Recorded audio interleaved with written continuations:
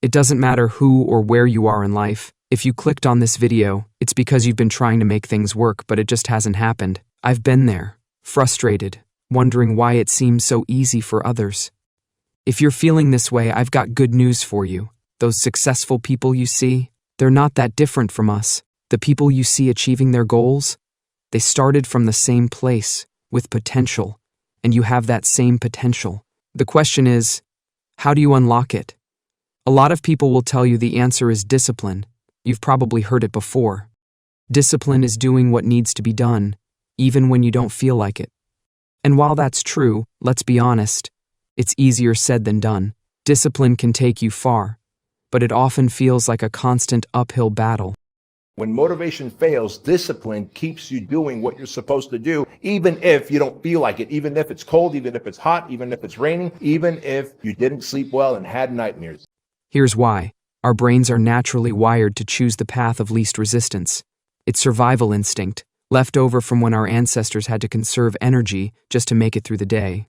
Fighting against that programming is exhausting, and it's why staying disciplined can feel like swimming against the current. But what if there was another way? A way that feels natural instead of forced? Here's the key. Every one of us has unique strengths and natural tendencies, things we're drawn to or enjoy doing without even trying. These are your talents. When you align your goals with your natural talents, everything becomes easier. You don't have to force it, it just clicks. But your gift is the thing that you do the absolute best with the least amount of effort. That's your God-given gift, and everybody has one, and God gives it to you at birth. You don't have to go anywhere to discover it. Think about it. If you're naturally curious, that's a talent. If you're naturally competitive, that's a talent. Even being detail-oriented or cautious can be a talent when used in the right way. The problem is, most of us spend our time chasing goals that don't align with who we really are, and that's why it feels so hard. We're swimming in the wrong direction. Says the problem with people is we don't pursue our gift oftentimes. We try to go get an education and make it think that's going to get us somewhere, and then we try to pursue a passion. And I'm passionate about golf. I really am. I'm passionate about golf. But I need 24 balls when I start a round of golf, because as passionate as I am, I'm not gifted at it.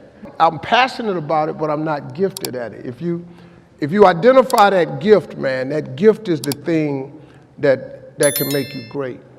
When you focus on your strengths, you create momentum, and that's when people start noticing. They'll say things like, "Wow, how do you make it look so easy?" And the truth is, it's not about working harder than everyone else. It's about working smarter. Any company that tells you we work hard, play hard, please run in the opposite direction. Why not work smart, play always? Because working hard sounds unhealthy and playing hard sounds very unhealthy. Right. It's like, I worked too hard this week, so now I'm going to get faced this weekend. Very unhealthy at work, very unhealthy on the weekend. Work hard, play hard is a stupid philosophy, right? Work smart, play always. I learned this the hard way. At one point, I tried to force myself into a marketing job because I thought it would be the perfect side hustle. The job checked all the boxes: flexible hours, remote work, great earning potential. But I ignored one thing. It didn't fit who I was. Just the thought of cold calling strangers gave me anxiety. Every day felt like a struggle, and no matter how hard I pushed, I couldn't escape the feeling that I was out of place. That's when I realized something important. Discipline can only take you so far if you're on the wrong path.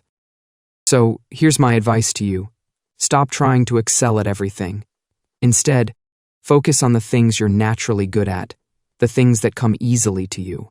When you lean into your strengths, discipline becomes effortless, because you'll actually enjoy the process. In school, we're forced to take every test, even in the subjects we struggle with. But in life, you get to choose which tests to take. So, choose the ones that play to your strengths.